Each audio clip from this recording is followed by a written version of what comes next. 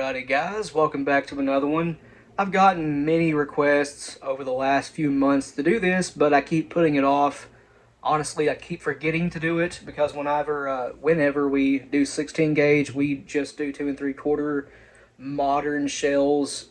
This is 2.5 inch and it's going to be a low pressure assembly. You guys know what I mean. This is about 7,000 psi and it's moving about 1400 fps. 7/8 ounce of bismuth. The size I'm using is number 4. I hope you guys can see that.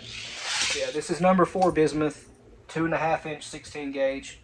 The dust we're using for this one is, again, my favorite of all time. Number of the day today is 24.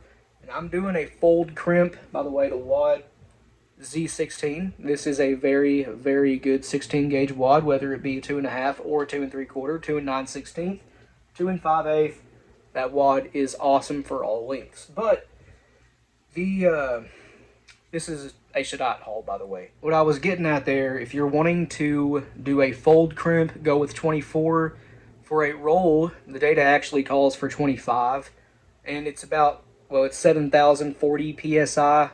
Right above 7,000, so nice and low, and the speed is 1425. I'm dropping it down to 24 because we are going with a fold crimp today. Fold crimps produce a little bit higher pressure, a little bit higher velocity. If you keep it to 25, it's probably going to raise the psi around 8,000. That's just me guessing though, I don't know for sure.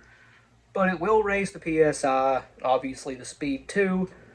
So if you want to keep this near the original psi and speed, drop the 25 down to 24 if you're wanting to fold, which we are doing.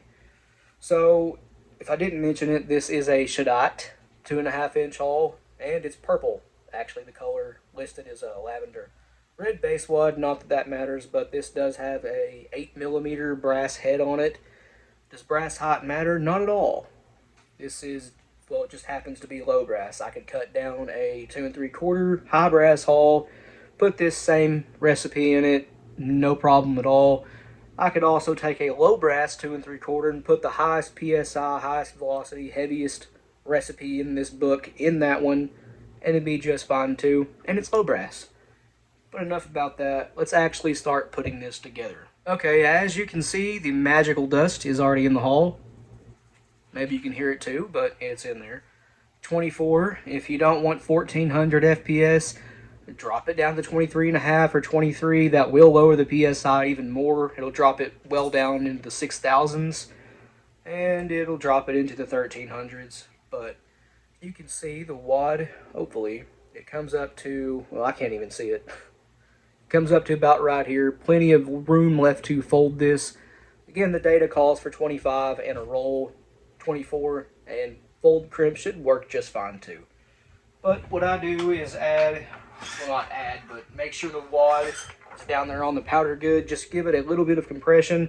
These actually fit somewhat loose in Shaddai hulls and Fiocchis and Rios, but I just make sure it's down on the powder good. You're not going to get any powder migration. If you get too much, powder migration, your shell just won't go off, what we call a blooper.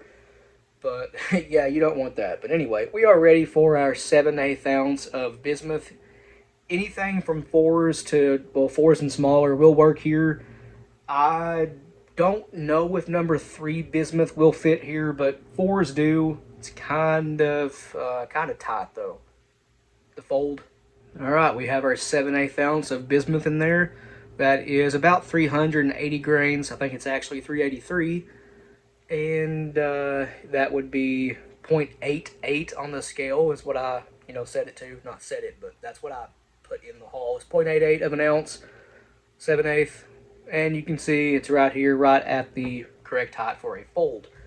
Bring it over here to the 16 gauge lead load hole. Oops. Get the pre-crimp on it. A little bit more. Alright.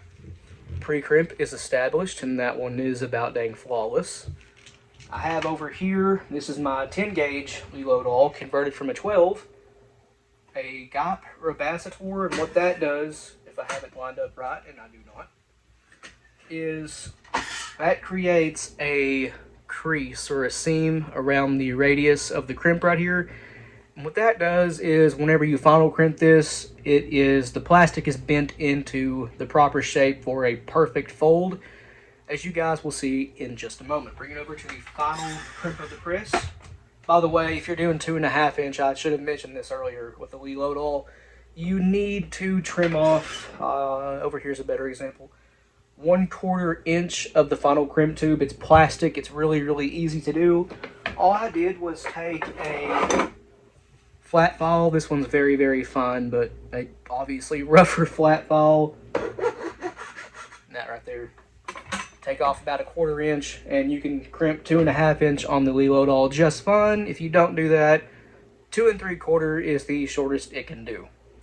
But anyway, finish crimping this, and you end up with a crimp that looks like that. It looks like a factory shell. There's one thing left to do if you want to, and that would be to give it a taper. As you can see, this one right here is pretty much square on top. That'll feed in most guns, but since I have it, why not use it? Got BN2 to give this a really nice pronounced taper that will aid feeding in, well, any gun. Okay, here's the end result. I think you guys can see that plain as day. This has a beautifully rounded taper on there now. That looks like a factory shell, a professional shell. Did it need it? No. I just have it. Why not use it? That is a good looking shell right there, and it's purple. You'll notice no hole in the crimp at all. That is completely flawless. You can't ask for better than that. That's all thanks to the Rebacitor. And the reason I have it over here on this press is just because you guys can see it better. This one back here, it's hard to see. It's kind of out of view. But to show you what this is, if you have not seen them yet, well, that's really all it is. It's just a piece of metal, kind of like a roll crimp tool, but it forces the plastic into shape before the final crimp.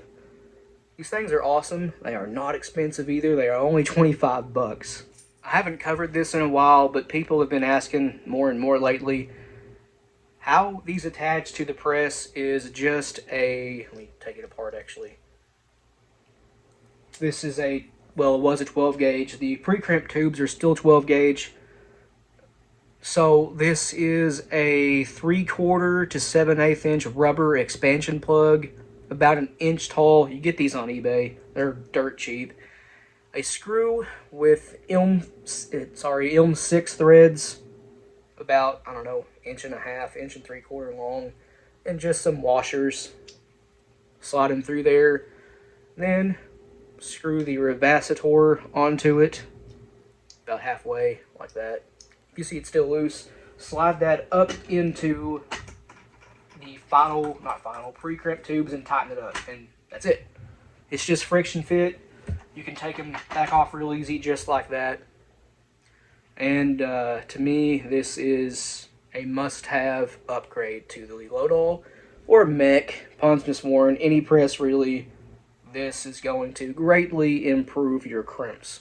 They come in every gauge, even 24 and 32. I also have those.